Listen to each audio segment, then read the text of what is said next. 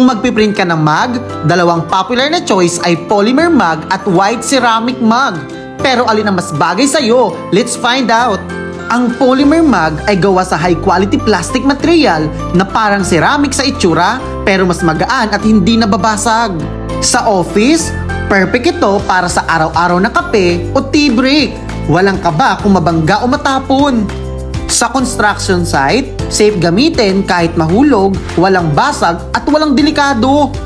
At para sa mga bata, worry-free dahil hindi ito nababasag kahit malaglag.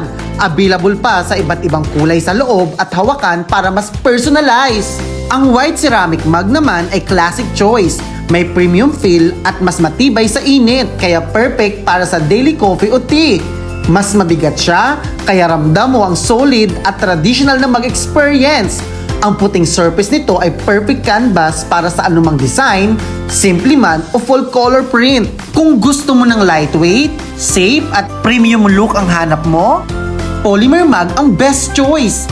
Pero kung classic at giveaways ang habol mo, panalo pa rin ang ceramic mugs.